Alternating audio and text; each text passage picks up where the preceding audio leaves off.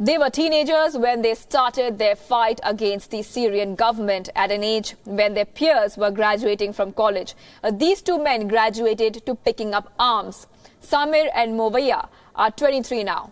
They sparked the Syrian revolution with their graffiti, but 7 years later, as Assad's troops crush rebellion, these two are preparing for the worst. This is their story.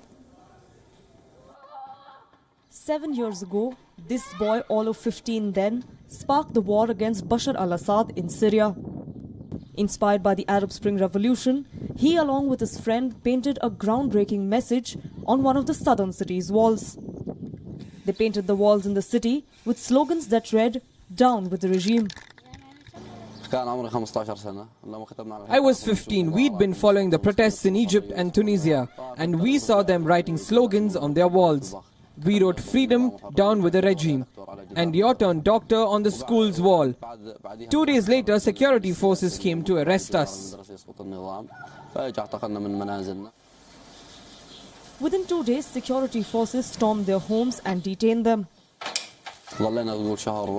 We stayed a little over than a month in prison under torture, hitting us to get us to say who made us write this. Our families began asking for our release, but the security forces refused.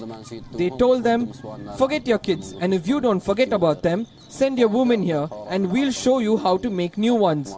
So the protest started to get us out of jail. Their detention sparked a wave of angry protests demanding their release. Protests that later took the turn of Syria's nationwide uprising. And when they were finally released, these two men could see the whole country rising in rebellion. Violently smothered, the demonstrations evolved into a conflict that has since killed more than 350,000 people and thrown millions out of their homes. And as protests turned into a civil war, these men took up arms to defend their cause. I am proud of the Syrian revolution, but I did not expect it would reach such levels of destructions, that so many people would die, that Syria would be completely destroyed.